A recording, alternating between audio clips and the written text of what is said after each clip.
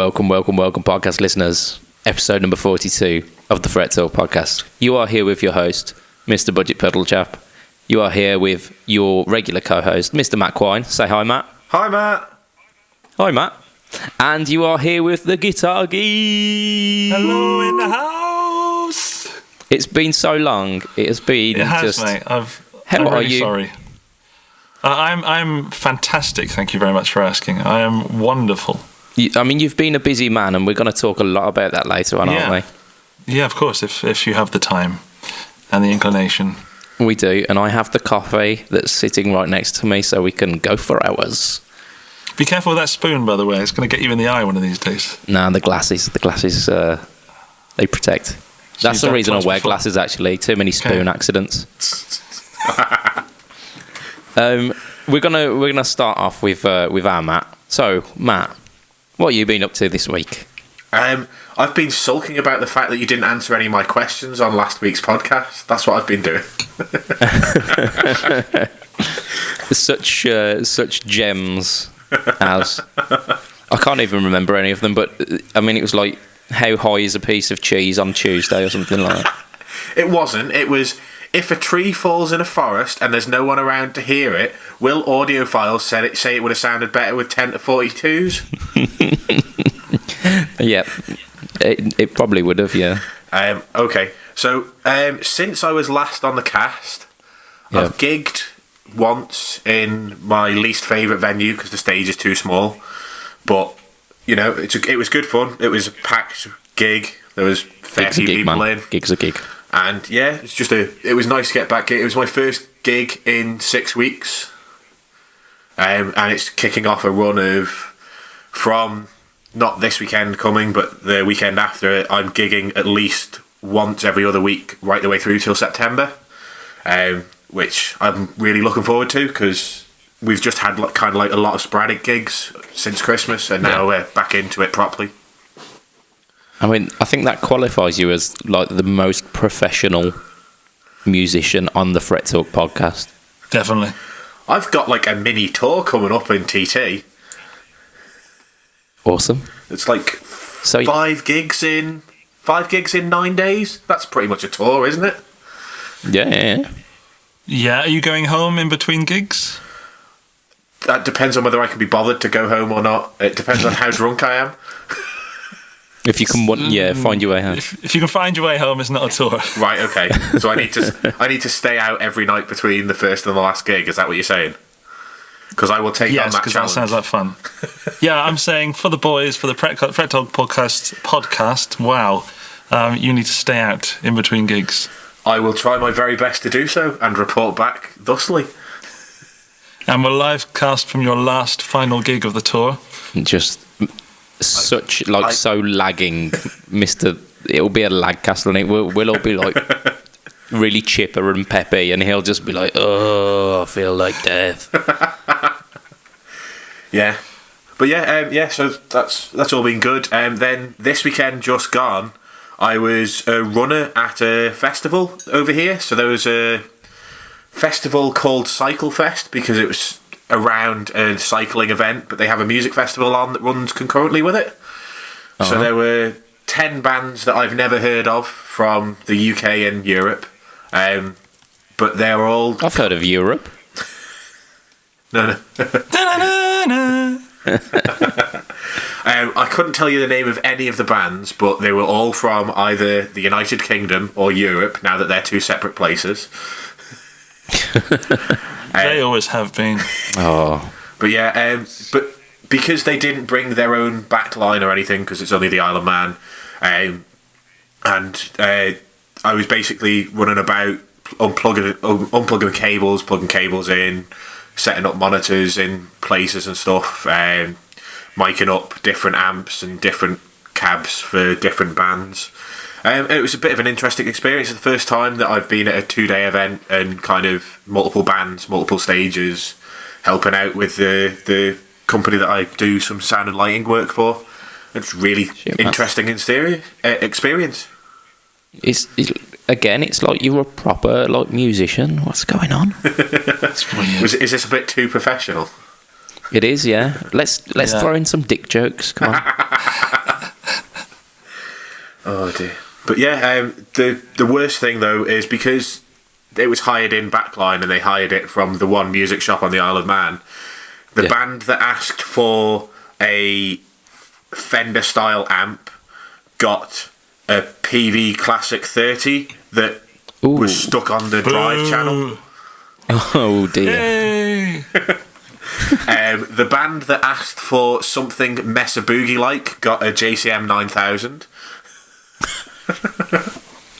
I suppose it's Mesa Boogie like in the fact that they are both amplifiers, yeah. Yeah, and the band that asked for 2 clean platforms got a Line 6 Spider 3 and and a Fender. What was it? It's the one up from the Blues Junior. Is it Blues Deluxe? Hot Rod Deluxe. Hot Rod Deluxe. Yeah. So yeah, one of them was using a Hot Rod Deluxe, and the other one was using a Line 6 Spider 3. That's a mismatched fight there, that is, isn't it? It's like Mike Tyson versus Pee Wee Herman, isn't it? Yeah, so yeah, that was interesting, trying to convince the band to actually go on stage. Yeah, no, the Line 6 will be fine, mate, yeah. Can you imagine turning up to a gig and someone saying, here's a Line 6 Spider? Spider 3 as well, it's like 20-year-old technology. You would think you'd be looking around for Jeremy Beadle, wouldn't you? You'd be like, come on, this has got to be a wind-up. Yeah, I mean, if I'd have known, I'd have taken my Vox just so that there would be something usable, but I didn't. Yeah, it's mine and you can't have it. I've got the only good amp on the island. Because they are all pirates on the Isle of Man. I don't know where that voice came from. He's gone now, it's okay. But yeah, you've not only like done professional sounding shit, but like you received a package this week, didn't you, Matt? I did. What? I received an awesome package. I received my Fletcher blends, and I just, because I don't have any time this week, won't get a chance to install them. But I'm hoping Monday or Tuesday, so the day this cast comes out or the following day, hopefully I should have some time to attempt to install pickups on a 4-potted guitar, which is something I've never done before, so let's hope it goes well. Yeah, next week I should be getting my cut from that sale of blend pickups there as well. So hey, check's gonna be in the post. Good. I wish. You need but to be fair, didn't you get a discount on your blend? So I did, yeah. My blends were a ridiculously good deal, but I would have bought them at full price. Please don't make me pay full price, Mr. Fletcher. I did buy them at full price because they do sound that good, or certainly everything that I've heard them with sounds good. So hopefully, when I do it myself, they'll also sound good. Yeah, they're fantastic pickups. I mean, they're so good that I'm considering taking the burst buckers out of my Gibson Midtone and replacing them with blends as well. That's some high praise. Yeah, there's absolutely nothing wrong with the burst buckers. They sound fantastic, but they ain't no blends, are they? I'll have to find out, but indeed. And finally, with your news this week, you've got a new amp, haven't you, Matt? Probably. Probably, yeah. So the story is we're not recording on Monday, but by Monday, when this is released, Matt will have gone to see an amplifier and will have probably bought it. Yeah. So what is this amp? It's a Hughes and Kettner Pure Tone combo. It's not an amp that I know that much about, but I have spent like the last day and a half watching YouTube videos on it and liking what I hear. So I'm going to... Don't believe anything you see on YouTube. Yeah, I didn't think of that at the time. Well, I'm going to try it out anyway, so I haven't agreed to buy it yet. But it's an incredibly good deal. It's a 112 25 watt combo with a Celestion V30 speaker in it. It also comes with a flight case that's on wheels, and it's going for £250. Oh, nice. So yeah, No-brainer. It's worth it for just parts, that isn't it? yeah, pretty much. So I'm gonna go and have a look at it. I'm probably gonna buy it because it's something that's a clean platform that probably would work quite well in stereo with something like a Vox. Oh, it's a dangerous game, this is. Not that I've been thinking about running it in stereo with my Vox or anything. That popped into my head all of a sudden. Indeed. It's not like you've been drawing like Vox and Hughes and Kettner in Love Hearts at work. Well, it's not like Forever. I've spent an hour trying to dig out my Switchblade Plus either. But yeah, but on the proviso that I do this, if I pick up the Hughes and Kettner, then the Marshall Lead 12 that I stole from Moog will go to Moog. Indeed. I mean, my Marshall Lead 12. Your Marshall Lead 12 that I then bought off you, I will then The sell one on. that never made it to Austria. Yeah. What a well-travelled amp that was. Or Yeah. is. Or will be. That's it, yeah. All that you've got to do now is find like an SG that's like a really decent deal, and then Moog will be able to get his vintage SG back as well. Yeah, once I put the blends in that vintage, that's going nowhere. Mm-hmm. Yeah, I think Fletch shared a picture of them on the podcast group, didn't he? He did. All nice and shiny. Indeed. Yeah, mine have got a matte finish on them for some reason, but I'm digging them. Absolutely digging them. I paid extra for shiny gold finish. Ooh. Yeah, so I'll just take what I'm given, to be honest. So we're going to move on to Andrew after me, because there's a lot of Andrew this week, isn't there? We're doing a lot of catching up. There's always a lot of me. That's what they say. Do they? Yes. Indeed. All of those payoffs have worked dividends. Get in. I'll keep it nice and quick, because, like I say, we've got a lot of Andrea this week. So I've been playing a crap load of guitar because guitar's fun. What have I been playing actually? So played my Les Paul with the blends in, and sounded great. I actually used it to record a YouTube quick licks lesson for Paul Mason. So one of our podcast regulars. He requested a certain lesson, a certain style lesson, and I did oblige. It was great fun as well, and that'll be coming out in about 2 weeks' time. So watch out for that one. I'm not going to tell you anymore though. But then I started playing my Variax this week as well. And then I plugged the Variax into the Amplify FX footboard that I lost and then unlost. And I've been using it as a recording interface this week, going into my laptop. And it sounds incredible. Absolutely fantastic. I'm even considering doing a little blind study test kind of thing, where I record some stuff through the Line 6 stuff, and some stuff recorded through like an SM57 on a cab, and seeing if people can tell the difference. Because you wouldn't think it from such a cheap unit, but it's convincing me. So it might be the time that I'm turning digital. Can't believe it. I know. Changed, man. You've changed. Yeah, you have. I know. A long time. Yeah, So, well, you know.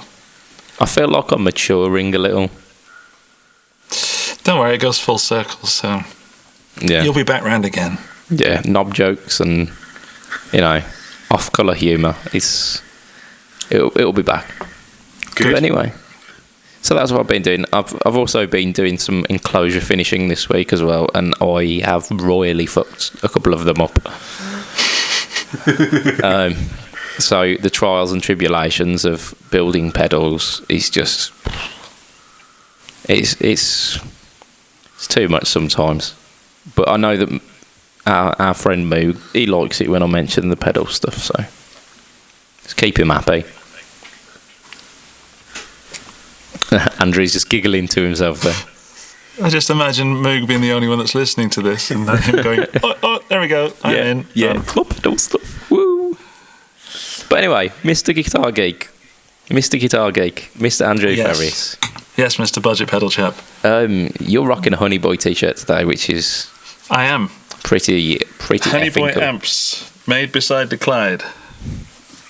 Yes. And if this was a video podcast, you'd see my Honey Boy behind me. Indeed, yeah, you've got a nice, what's it, the 5, is it? It is the 5-watt Honey Boy, custom built for me. Yeah, I liked the 5 when I was playing it. So when this airs on Monday, the video, it's not really a demo or review, it's just sort of a video of me enjoying playing the amp, will be on my channel. I can't call it a demo and I can't call it a review because it's just me having a whale of a time. Yeah, just gushing over the Honey Boy. Surely that's the best kind of review, though, because we know that you are absolutely in love with it. Yeah. Yeah, well, it just kind of gets me in trouble when I'm too enthusiastic about a certain product, Katana. But didn't you sell your Katana? I did sell my Katana 100 to the guy that plays in my band, Steve, and lives 20 minutes away. And he actually said, if you ever want to see it ever again, just come by. And if you ever want to buy it back, just ask. So yeah, that's. So it's not. That's most of the way to selling it. Yeah.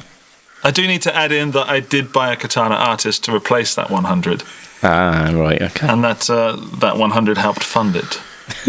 That makes complete sense now. Was it the Katana Artist that had the wireless thingy with it, or was that something else? No, that's the Air.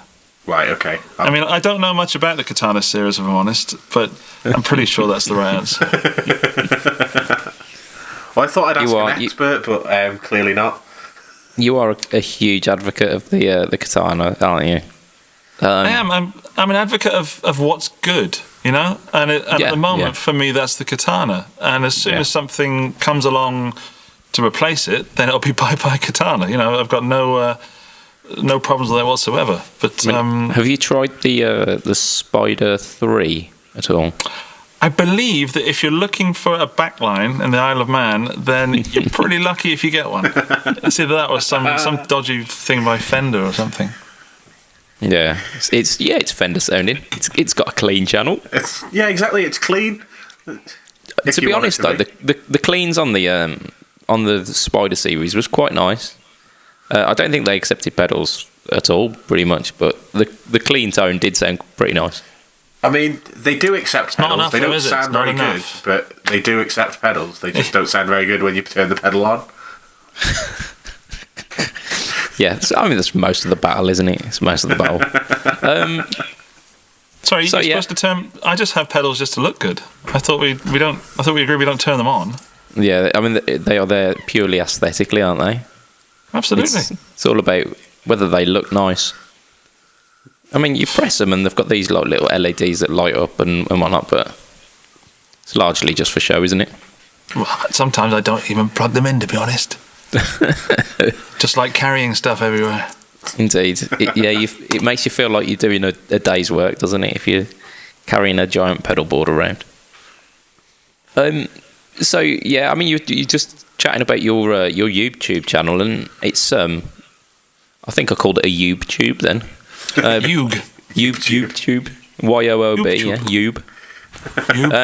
But it's absolutely blowing up over there on your YouTube channel, isn't it? Thank you. Yeah, it is. I mean,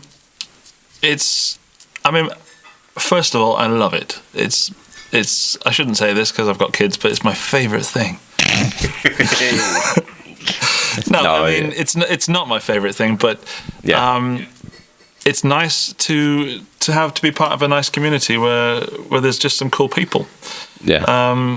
And I get to play guitar and talk to people about it. It's what could be better. And it's blowing up just because, people are enjoying it and they keep coming back, and I keep putting out videos, and for whatever reason, that's a good combination. Yeah, definitely. So, recently, what have you put out that you're kind of proud of? I actually today put out a video about the Contemporary Series Telecaster from Squier. What? You did? Yes. When I say yes today, that'll be like 5 days ago when this airs. Yeah, indeed. And I'm quite proud of that because it was a kind of a rush job, if I'm honest. Yeah. Because I had the guitars. I should say that the YouTube channel's got to the stage now where people are contacting me and companies are saying, "Hey, can you demo my stuff? Can you review my stuff?" Yeah. So that's really good because it is entirely self-funded, and it's a bit hard on the old credit card when you 1,000 views and you can say, "Yes, I can buy some coffee." But I had these guitars on loan for a few days, and I was about to go to Music Messe, which is another story we'll talk about in a moment, maybe. Bit of a teaser there. And Ooh. I had to film this video within about 4 hours, really.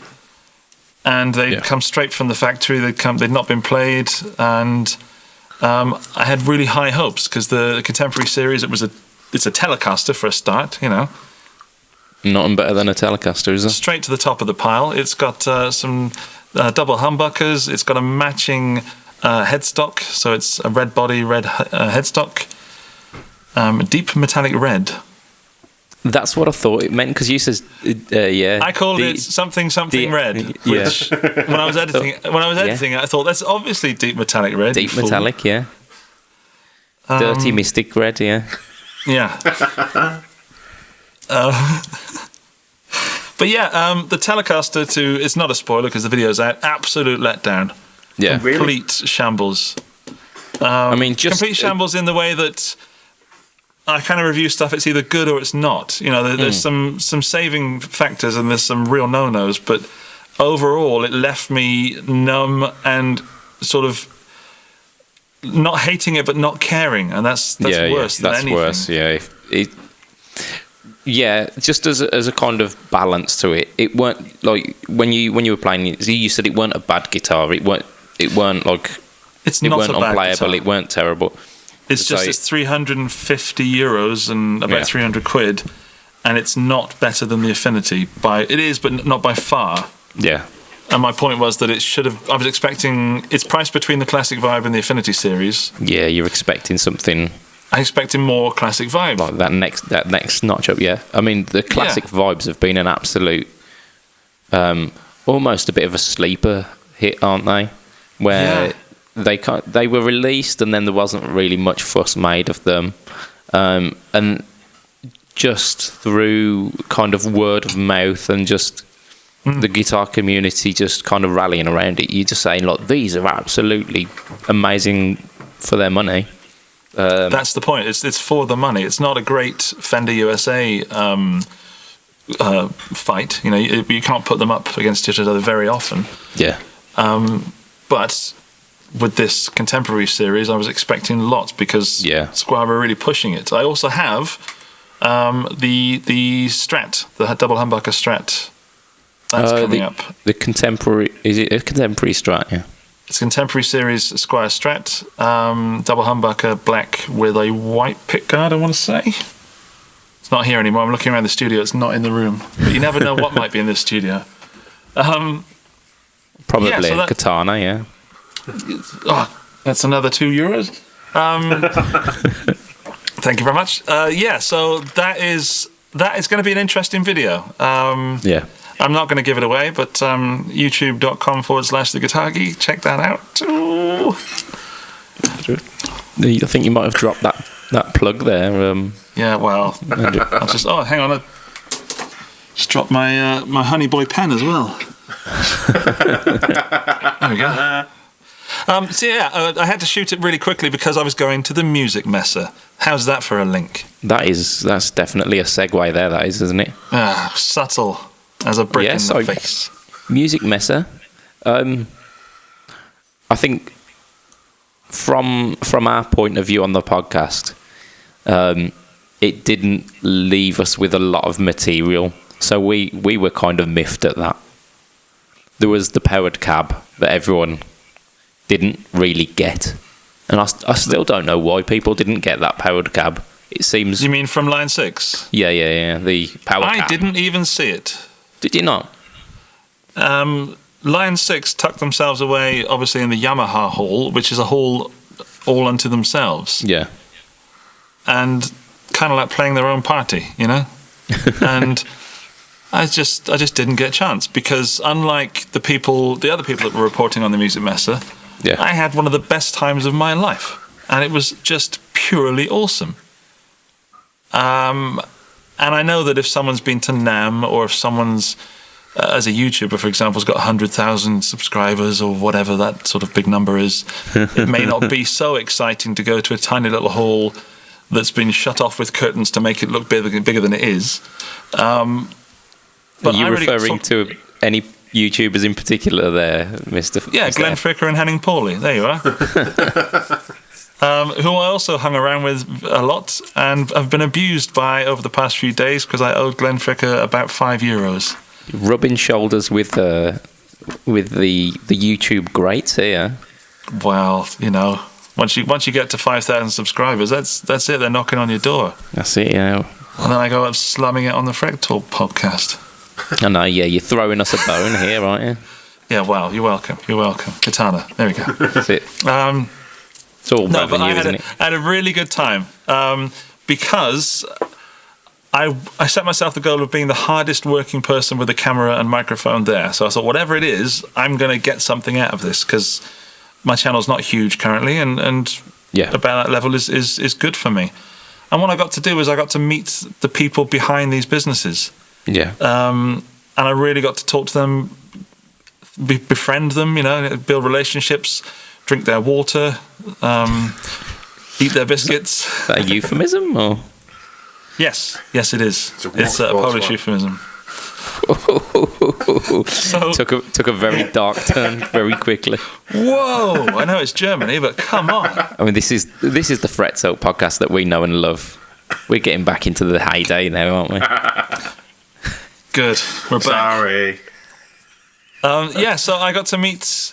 I mean, I'm just going to drop some names and company names because if I drop one, then I'll feel bad that I don't drop them all because they were such nice people. That's okay. Here we go. I met they're in alphabetical order, okay? Yep.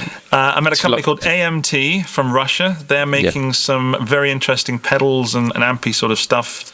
A new series of pedals called the Brick, which has got a tube in it. And tube, you say? Tube, yes. And they sound great. That's my review. I met a build-your-own guitar company called BY Guitars that was shockingly well priced for what they were selling out of China, and he accidentally told me the trade price, not the retail price. So if you're buying a guitar kit, you're getting ripped off if they're made in China. I met Corona Guitars from Korea, and they make sort of Strandberg rip-offs. And I say rip-offs in the fact that it's completely shameless, and they're charging what I think is a lot of money, $2,000. Well, it is, yeah. I mean, when you don't even get a headstock. Exactly. And your hand keeps slipping off the end. But they were very nice, very nice. I'm not knocking them. I was surprised at the price, that's all. Yeah. I met Daryl Jones, the bass player from the Rolling Stones, and he was very, very, very nice to me once we got over the skepticism of who the hell are you? What? That was you to him? And he said, I'm Daryl Jones, I'm from the Rolling Stones. I said, all right, then I'll have a chat with you. Now, he's got a new series of instruments, Jones Instruments, and sort of boutique-made F-inspired guitars. F-inspired? Fernandez? F-inspired. Yes. I'll reel through. So, DeMavery, entry-level instruments, very nice people. Dovina from Slovakia, acoustic guitar company. And I went to their booth and they said, "Hey, you're the guitar geek." And I got recognised for the first time ever at a music show kind of thing. That's cool. It was felt weird because he was really sarcastic, and I thought, "Oh, you're the guitar geek." Oh. It's on my T-shirt, you know. So, but he was a really nice guy. So a big shout out to Jan if he's listening. There was some Fender stuff there, which I'll make a video about at some point. G-Lab from Poland. G-Lab are making pedals with MIDI capability, so stomp boxes with MIDI controllable for €99. You'll never catch on that MIDI. I'm still not sure what it is, if I'm honest, but they sounded nice.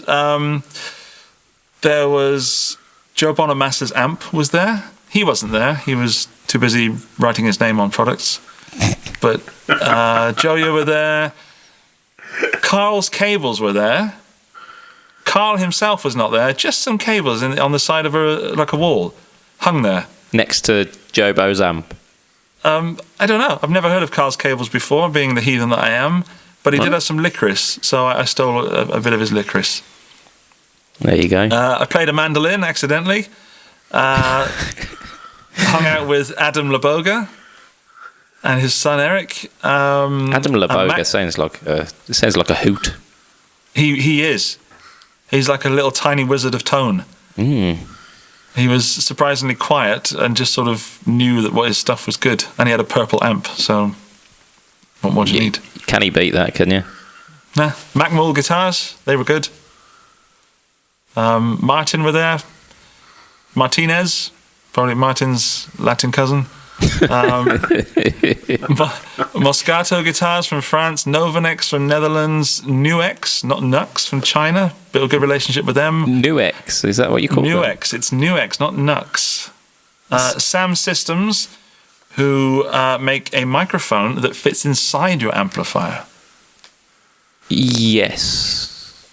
Does it screw onto the screw onto they're in the baffle.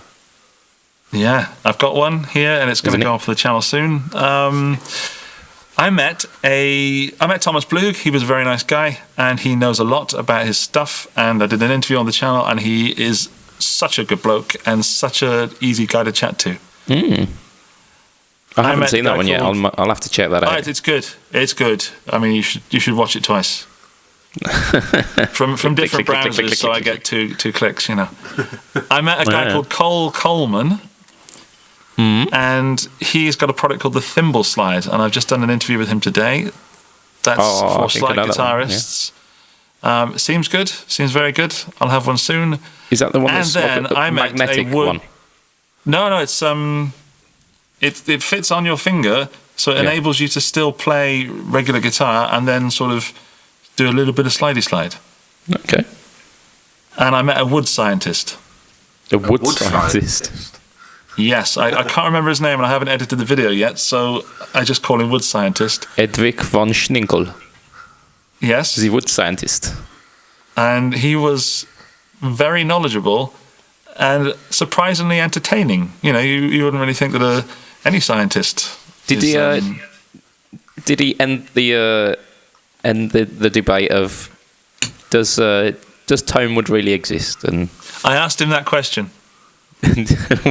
And being a wood scientist, he said, "Oh yes, of course." You're gonna have to watch the video. Yeah. Oh, right, cool. You've got this advertiser marquee down, haven't you? Yeah, I have, mate. It's great. That's why he's got 5,000. I haven't been on for so long that I'm trying to fit in everything since I last spoke with you. But that's what I did, kind of where I went, and Music Messe was awesome because. The reason I mentioned those companies and those people, because each one of them had time for me, had passion in their product, had belief and faith, knew what they were talking about, cared, didn't care that Music Messe is shrinking. Yeah. And I think they all got something from it. And it's besides the point. It's a room sort of half full of guitars. What could be better? Of course, yeah. I mean, at the end of the day, that's... Sounds like a little slice of heaven there, doesn't it? It really was. It was a great time. So I'm glad that we debunked the myth that Music Messer was a waste of time and that it was dying, and that it's all of these rumours that were kind of kicking around the internet after it had died down. Well, I'm not denying that it's not. Hang on, what's the word on that? I'm not saying it's not dying. Yeah, but you're not saying that it's not dying either. That's what I'm trying to say. Yeah, of course. So just so we've got it absolutely crystal clear. Yeah, I didn't not understand that, so that's good. Good. But for someone like me who, gets to not talk to people about guitars very often because I'm in Austria and not many people know what one is. So to go to Germany and meet other people that you just go, ooh, guitar, and they say, yes, guitar. And then that's it. You have, okay, friend. That's it. Like. Yeah. If only really that's how the world worked. If it was like social media, it'd be really fucking awkward, wouldn't it? Ask, you like guitar? I like guitar. I like guitar. Okay, yes. Friend. That's it. I want to be your friend. You, my friend. I think that's pretty much how we three met, actually. So it does kind of work. Yeah. Yep. Yeah, but it has worked. And so aside from Music Messer, you've got a new segment about geeking out with people, haven't you? I have. Again, a happy accident to the channel. I mean, the whole channel was a happy accident. In fact, I think I was a happy accident. But hey, who was the our man Fletch? He went to the Birmingham Guitar Show and represented me. Indeed, this is Paul Fletcher, not Fletcher Pickups. So I always call him Paul, and I get told off. So now I've started calling him Fletch, and that's confusing people. It is, yeah. Fletch 1 and Fletch 2, I think. Yeah. Okay. But which one's which? Fletch the elder. Is he? He did me the honour. Oh, I don't know. He did me the honour of going to the Birmingham Guitar Show where you were. Indeed, I actually met up with him, shook the man's hand. I think I may have given him a hug. Oh. He's a lovely man.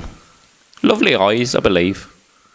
Well, that's his main feature, if anything. That's what everyone says about him. Beautiful eyes. He was joyful enough to drop off business cards at sort of booths and video some stuff for me, and we did some stuff on the YouTubes, sort of talking about the Birmingham Guitar Show. Yeah.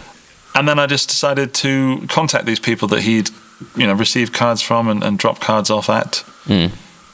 And before you know it, I ended up just turning the camera on, saying, do you mind talking on Skype for a little bit? And then having a chat with some really nice people about guitar-related or music-related stuff. That's cool. And it's turned into a kind of weekly show, and it's behind the business. It's kind of, we know all about guitars and amps and pedals and all those things, but what about the people that actually do these things, and why do they do them? What's their motivation, and is there room now in this modern world for new companies and new ideas? And it's been really nice. I mean, ultimately, I'm just talking to nice people about guitars. You've talked to some really interesting people as well. It's not just people that are trying to shill products. They're actually giving you honest answers about the questions you're asking them. They're not there just to try and push their products in their face. They're like you. They're there because they enjoy the music and they just want to get their product out and known about. They're not saying you have to buy one of my products. They're saying this is what the product is. If it's for you, great. If not, it is for there is a market for it. So just don't hate on it. The fella that was the most interesting to me was the guy that makes the guitars where it's like pieces of wood with resin between them. I forget what his name was. Mike Payne. He was really interesting. He's from Stone Wolf Guitars. That's them. They were really, really... That one was really interesting. That's my favourite video on your channel for a long time. Just because he was such an interesting guy. Well, I have an exclusive there, if you want that one, a Fret Talk podcast exclusive. There's going to be a collaboration in a model between The Guitar Geek and Stone Wolf Guitars, because I found some wood and bought it for him, and he's going to turn it into a guitar, and it's going to be somehow related to The Guitar Geek. We don't know how yet, but that amazingly beautiful wood that he puts in his guitars, some turned up near me, so I bought it and I sent it to him. Brilliant. That's awesome. I'll look forward to that. I mean, it's obviously very well thought out, the plan. I know everything about it. No, I mean, we become friends, and I said, look, there's a picture of some wood. Do you want it?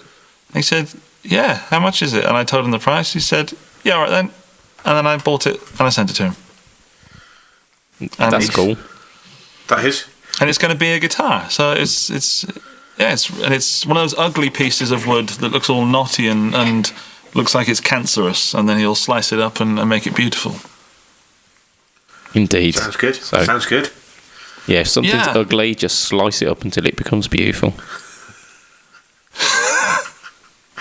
It's the teenage anthem. Oh. Yeah, and so I also talked to our Gav as well. Our Gav. It's been a long time since we've spoken to our Gav, actually. We need to get him back on here. He's such a knowledgeable and wonderful chap. And Gav was the only person I've ever been nervous with.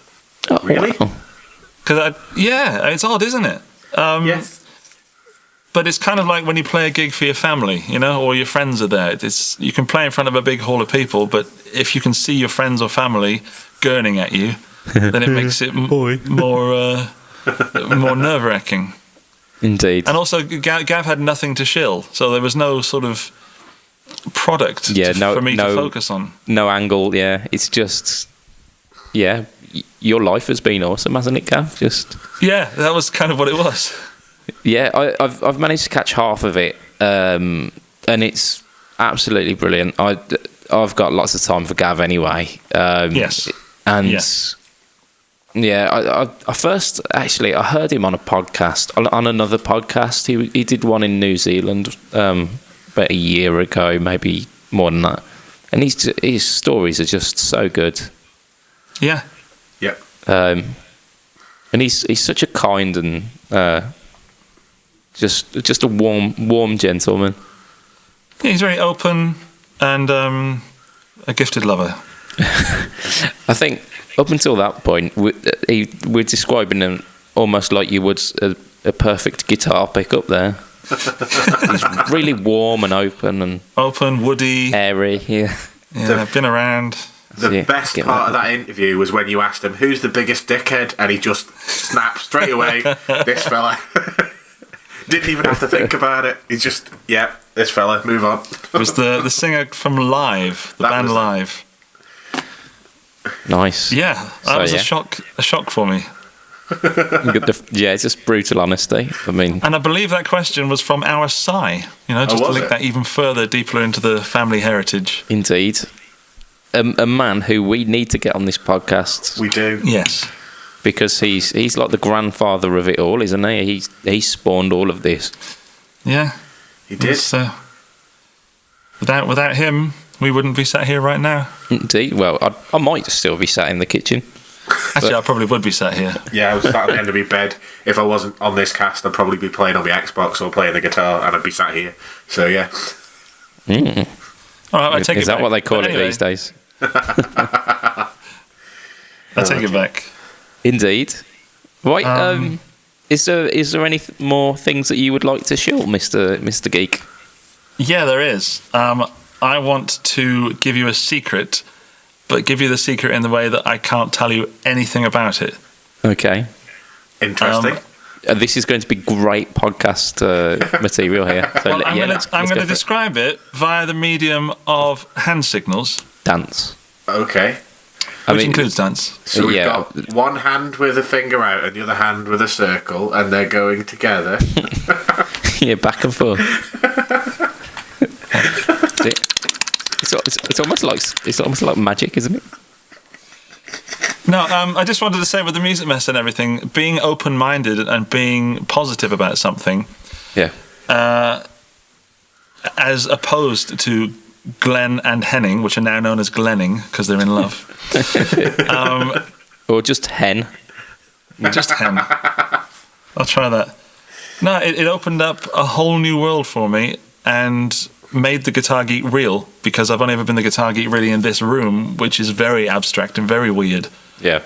But to actually walk around and say, hello, I'm the Guitar Geek, and that was really cool for a start. And also how people were just so friendly Yeah. And I just wanted to hint that the Guitar Geek will be growing even bigger within the next sort of 4 weeks, just by being open-minded. So if anyone's listening to this and doing a band project or doing something and it's not going so well, just want to say, stay open-minded, put in the hours and be positive, and something will happen. That motivational poster with a cat hanging on a washing line saying, "You hang in there." You literally did the podcast version of that there. That's my spirit animal. I love it. But I mean, it all stems from the fact that you are just such a positive person, just always smiling, always kind of upbeat and positive, and it comes across in your channel as well. And then, I have a really good time. Yeah, so why shouldn't I? yeah. No, I completely agree with it. I'd like to think I'm part of the way there as well. Maybe with a few more dick jokes and a little bit of cynic in there, but I do lack the cynicism. It's. I need to review another Marshall code that'll get me back in the forum. That's it. Come on, Marshall, what are you doing? Release a code 3000. That's it. It's just the followers of the code and their die-hard attitude towards tone, and that it doesn't have to be good, it just has to say Marshall. Well, you say that I'm always positive, but I actually went through a really rough patch this last sort of 6 months and ended up in some deep personal trouble. And I've ended up leaving a job and almost losing everything, to be quite frank. But believing that what you're doing will turn into something is an amazing power. Yeah. And if you have the support network around you, family or friends or just even idiots on a podcast to talk with, then you'll be fine. You're never really alone, A truer word has never been spoken. Absolutely massive internet cyber hugs coming to you.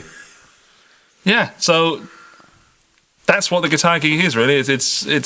He is what I'd like to be and what I am, and yeah. I'm honest. And the channel, if I'm having a rough day, then I'll say so. And I believe that's where we should all be. And this is going in a direction I didn't expect it to. Just with all the marketing we get as guitar players, because there's always a new pedal, there's always a new guitar. I think people are sick of it. I think people are absolutely bored to the back teeth of being told that this is the ultimate thing they need. That's it, isn't it? And then putting up one company's ultimate product against another ultimate product. The most ultimate ever product. Yeah, it's just ultimatist. That's it. Yeah. Yeah, and so I think there's more people, not just YouTube, but people on any sort of form of social media, but also friends. Yeah. People are becoming more real. Yeah. Realer. And ignoring the marketing, and companies are really going to have to deal with that soon. Yeah, once the marketing starts losing its impact, then that's time to change, isn't it? I was in the press room at the Music Messe, which I only went into once just to say that I'd been there, and there was all these older generation, sort of 65 plus people there, getting their free food, getting their buffet, getting all their stuff paid for. And little old me had to pay €3 for a bottle of water. And I listened to them talking in some of the languages that I understand, one of them being half English. And they were complaining about digital media replacing print media and how they want to take it back to the old days, and how that we can really pull the wool over the customer's eyes with a piece of print, but we can't do it on the internet. I think they're losing they're losing the point, really, aren't they? I don't know who these people were, and I don't know which companies they work for, so I can honestly say that without worrying about getting anyone in trouble. Repercussion. But there were people from not really the guitar world, because I probably would have recognised them, but we'll say the music print world. Yeah. Who are very much in that old school way of selling things to people.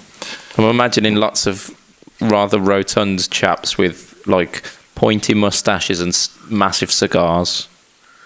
Who wouldn't look out of place on a sex register. One guy's biggest decision of the day, bearing in mind that he said he was representing one of the biggest print companies in Europe. He said, I'm trying not to drop any names in case I get him in trouble. He said his biggest trouble of the day was choosing to have a white sausage or a sausage that looked like one from Britain. Wow. That says it all, though, doesn't it? It says it all about that kind of... It's all about themselves. It's nothing to do with the products or the musicality or anything. It's all to do with what's going to make them the most money and make them feel the most satisfied at the end of the day. Well, I'm sure we can bring that onto a smutty joke here. I'm sure a white sausage would satisfy. I'm happy with any kind of sausage, to be honest. I don't think you should really have a trouble with you should diversify, sausage. shouldn't you? Definitely. Got to keep yourself open. Try some big black sausages.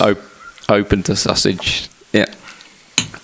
But yeah, so that was the other side of the Music Mess experience. I'm gonna drop it there because I think I've covered everything that even I didn't know I experienced. Indeed. Right, so Matt's gonna spearhead a little topic now, aren't you, Matt? I am. About we're going to move on to Tronicle, and they announced, I think it was a couple of days ago, that they are going to sue Gibson for $50 million US. I've got 50 mil, yeah. And as far as I understand, £23 million is for royalties. Yeah, it's for owed royalties, isn't it? Yeah, and £27 million is for what Gibson had guaranteed would be their royalties until 2026. Yeah, it's like royalties kind of forward dated, isn't it? Yeah. So my understanding of the situation basically is Gibson signed this agreement with Tronicle, and they said we are going to put these on our guitars. This is what we estimate we are going to be making. This is what we estimate is going to be the cost of your product, your particular product on our guitars. Therefore, we reckon that it'll be £50 million over 15 years or whatever it is. And obviously, they put the GeForce tuners on everything in 2015. Cut it back to the high performance series, and then 2015 was known as a quality year, wasn't it, for Gibson? Yeah, it was. It's the pinnacle, isn't it? Yeah. But so they then cut it back to the high performance the following year, and I think on the 27 and 2018 range, it's not even standard on the high performance. It's only on some of the models of high performance. So you have to really cut back. You have to go down certain back alleys and nod at a gentleman in a big overcoat, and he goes, "Oh, do you want robot tuners, mate?"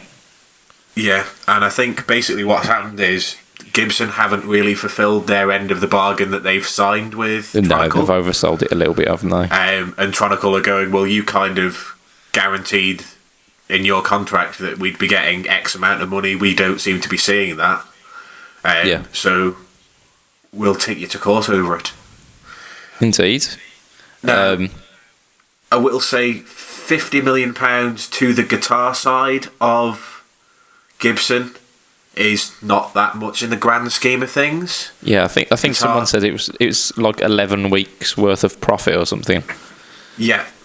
But when the rest of Gibson and everything that's under Gibson brands as a global company, not just the guitar brands, but all the little consumer electronics bits that they've got and the other diversified portfolio, when everything else is going down the pan in that they're sort of no longer making profit, they're starting to make losses. They've got, is it $450 million US, I think, roughly to find by July, I think was the last article I saw on that. So when they've got this extra 50 million to put on top of that, it's just another sort of thing to drag them back into the eye of sort of not just guitar players, but people in general that sort of look at Gibson as a trading brand rather than just a guitar company like we would. Yeah. I mean, I don't even pretend to know the ins and outs like our Matt, who seems to be like some kind of Financial Times wizard. But it seems like while a company's down, just give me a little kick. So it's just it's one thing after another that seems to be just tarnishing Gibson's reputation now, doesn't it, really? Yeah. Can you imagine going back to the beginning of Gibson and there's a guy says, I think I want to build a guitar. And then him going forward to now, to this conversation, thinking, what happened? Yeah, just wanted to build guitars. Our Orville Gibson, weren't it? I mean, the big thing for me is, can you imagine talking to Les Paul in the 1950s and going, what we're going to do is we're going to leave it pretty much the same until 2014. That's it. And then we're going to make some massive changes. We're going to put some motorised headstocks on the guitar and motorised tuning pegs, and we're not going to give people the option to not have them. You know what? Les Paul was a huge innovator, though, weren't he? And I reckon he would have loved that shit. I mean, possibly, but I mean, it just... I don't understand where Gibson were coming from. I think... Yeah. They kind of shot themselves in the foot with 2015, and since then, I know we've been criticised for criticising Gibson a lot, and I take that on board. Critiception, isn't it, this? It is, and I take that on board, but at the same time, Gibson don't seem to be helping themselves. They seem to not listen to the criticism and think the best way to fix it is with an £8,000 custom shop limited run, rather than looking at the Fender model, which is, we'll do an FSR at 750 quid and it'll be a slight tweak on our guitar. It'll probably cost us an extra 40 quid, but we can charge an extra 250 quid because it's a limited edition model. And it's available to the masses rather than to people who are, working in it, like managing investment banks and things like that, who've got the spare capacity to spend £7,000 on a guitar. Not everybody has, but people on my wages certainly probably should be able to find 750 quid for a limited edition special run guitar. That's the kind of market that they should be going for. Fender noticed that a lot of people were going to places like Warmouth to make special runs. I mean, because the Jazzmaster Tele Hybrid, the Telemaster, they were doing those for ages on Warmouth, I believe. And then, like, last year or the year before, Fender made their version of it with Fender on the headstock, and people lapped it up. Yeah. And like the crazy colours, people lap it up because it's a genuine article. So they've noticed that's happening, and they're just seizing it for themselves. It's really funny, the fact that the company that make the thing that no one wanted on Gibson are suing Gibson.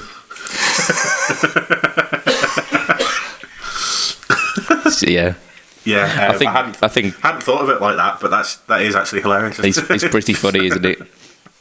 But speaking of poor decisions, the Jamboree. You shared this week a product, didn't you, Matt? I did. I saw a video on my Facebook.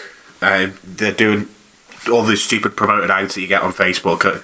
Obviously, everything that I've got is pretty much guitar focused because all I do is talk about guitars on Fret Talk, or look at guitars that I can't afford and go, I'd love to have one of them, or troll through the local classifieds looking for guitars and amps and pedals, and so all of the products that I see. So I see some, like, generally it's all kind of the latest tuner or the latest pedal or anything like that, and then I saw a tambourine that fits in the sound hole of your acoustic guitar, and the video is basically the guy playing a chord, hitting the tambourine, playing a chord, hitting the tambourine, playing the chord, hitting the tambourine, playing the chord. I think if you used it a little bit less in your face, maybe I could possibly see a use for it, but the way it was just random chord, tambourine, random chord, tambourine, random chord, tambourine, random chord, tambourine, and it was just annoying. I reckon there's a dance remix in there with that little Random chord, tambourine. Random chord. Absolutely brilliant. You know what Moog's like? He is. He's a wizard with stuff like that. Make it happen, Moog. Come on. Random chord, tambourine. Random chord, tambourine. Random chord. I've spoken to Mr. Jamboree. Have you? Yeah, because I thought, well, I'm just going to send him a message because that's ridiculous. And not so much the product, because I see where you're coming from, Matt.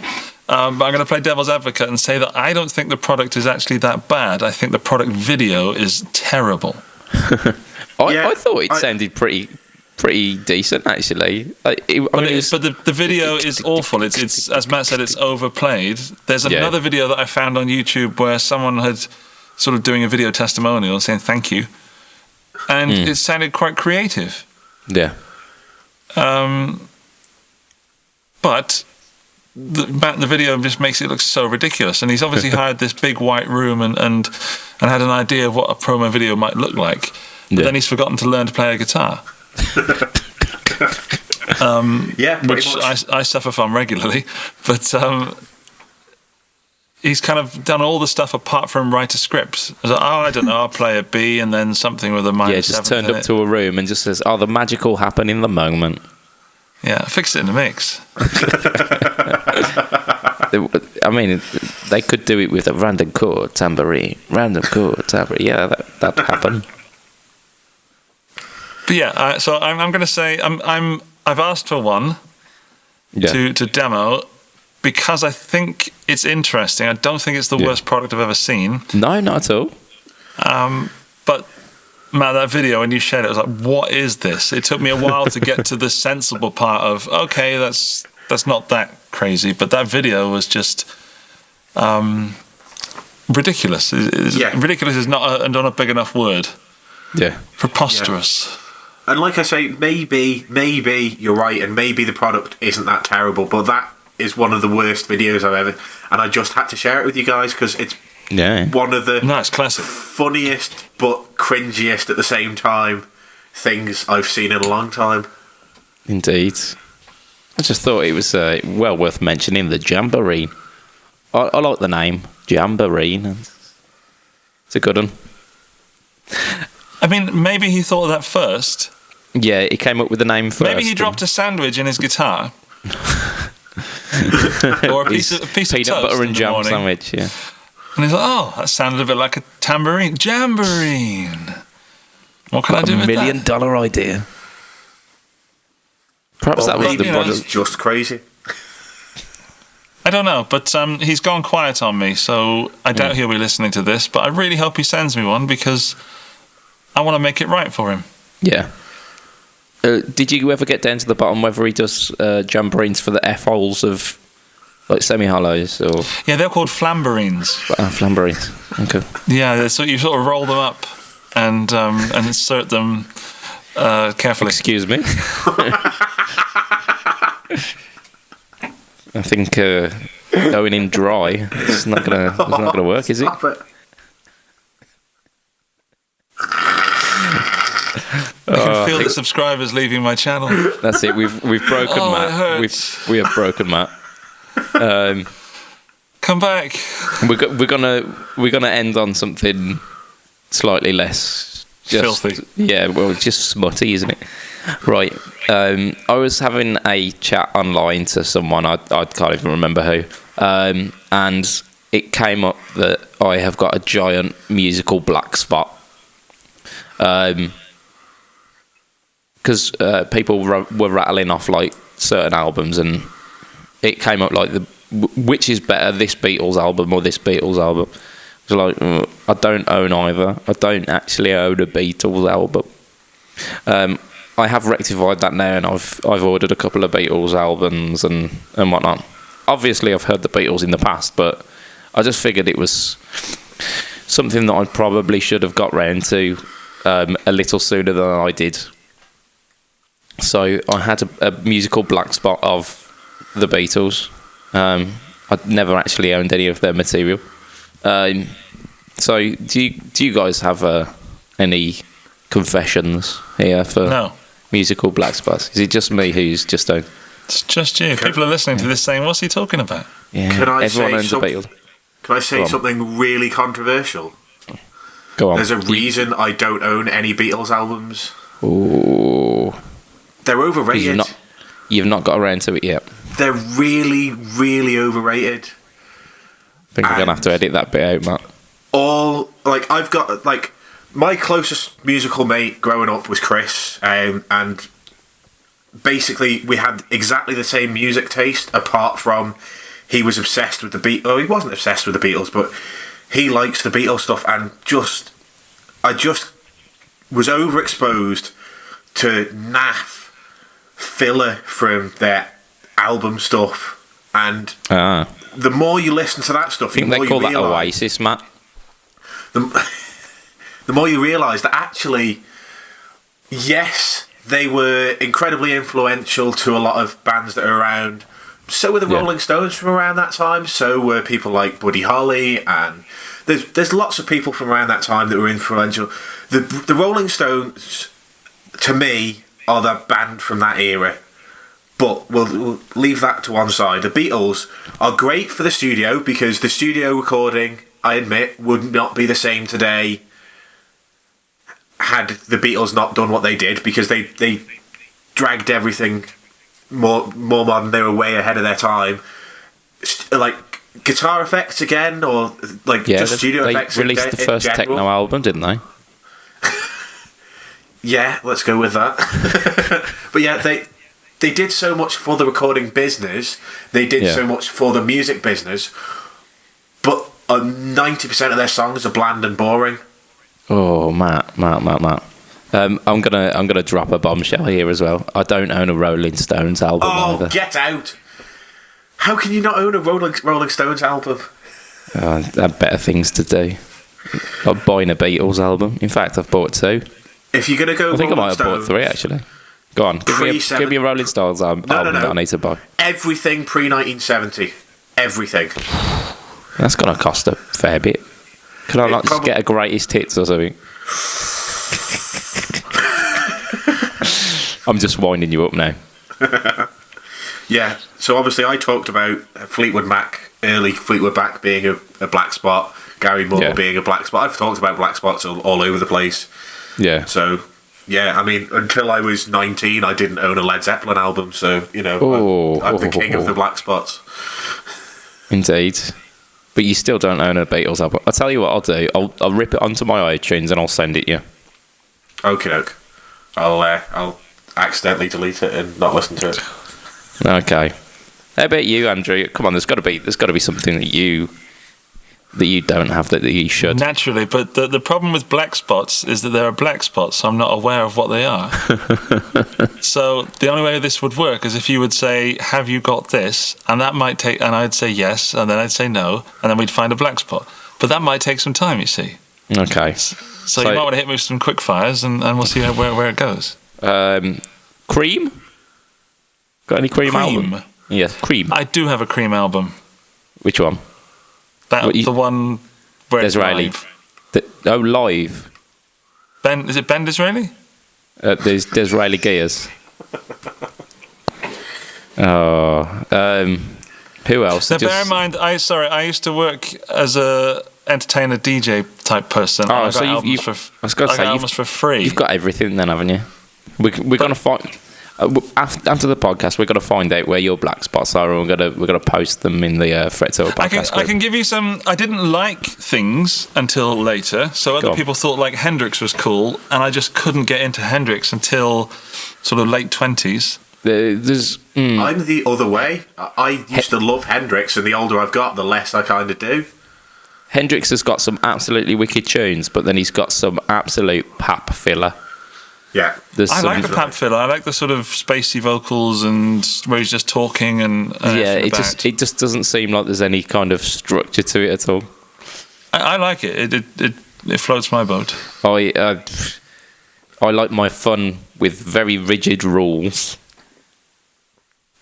Follow it. What else? Rules contain the fun. I mean, in my teens, I pretty much only listened to Nirvana. for a long time. Like, we're talking 2 years. And anything that wasn't Nirvana wasn't interesting. Even the Pixies or something that was cited as a reference or inspiration. I don't think I own a Nirvana album either, to be honest. Right, Get out. Get out. I'm pretty sure I have owned. No Rolling I have Stones. owned. No Nirvana. Get out. Come I've back owned in a couple of Nevermind weeks. at some point. I don't think I've got it anymore, but I have owned Nevermind at some point. That doesn't count. Everybody owned a Nevermind at some point. Yeah, I think I might have had In Utero as well. That's right, it's getting better. You're Indeed. improving. But yeah, But I think the biggest black spot you have is not liking the Foo Fighters. Sort that out. Yeah. speaking of the Foo Fighters, that's a lovely segue, Mr. Ferris. Dave Grohl has proven himself to be one of the coolest human beings on the face of the earth.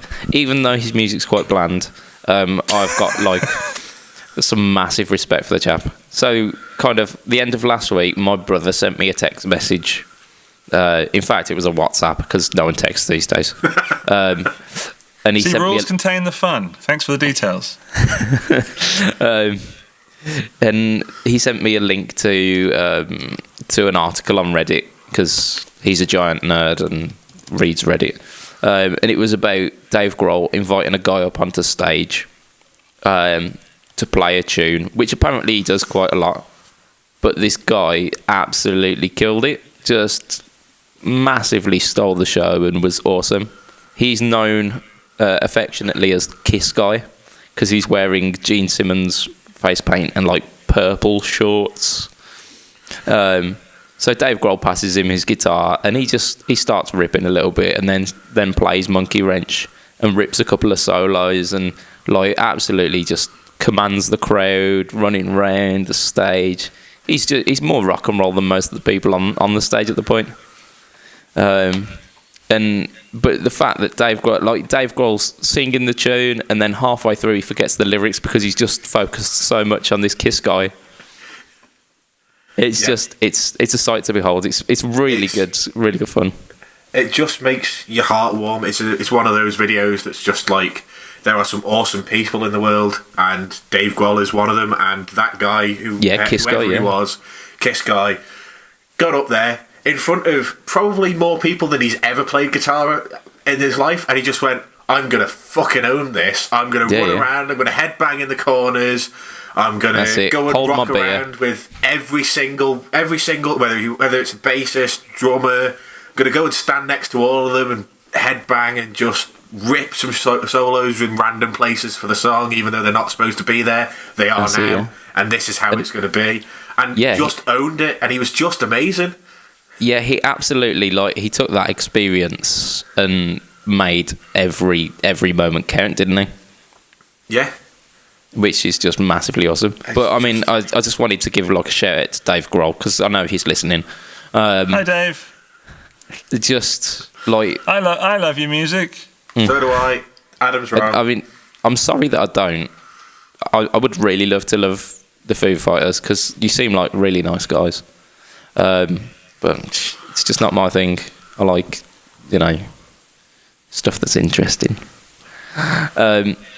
But yeah, I just how awesome he is to just get a fan up on stage. That experience must make their lifetime. And I just think it's someone who loves his job and understands how important the people are who come to watch him. Mm-hmm. And I just thought that is just mad props to the guy. And apparently he used to drum in Nirvana. Who knew? No. Yeah, he looked. I was told he looked a lot like the guy, but apparently who's that? one and the same. Yeah. But that's where we're going to end this week because we've rambled on quite just comprehensively this week. I'm just getting closer to my desk, and I'm worried that cushion up there that I rest my guitar necks on is going to become a cushion for my head. Yeah, it's late o'clock where you are, isn't it? Yeah. Right. Do you wanna plug anything this week, Mr. Ferris? I think I've plugged the hell out of everything, but I genuinely want to see people over at the YouTube channel. I don't want to plug it. I just want to sort of expand this Fret Talk community over there as well. You're welcome to come over there and troll my channel.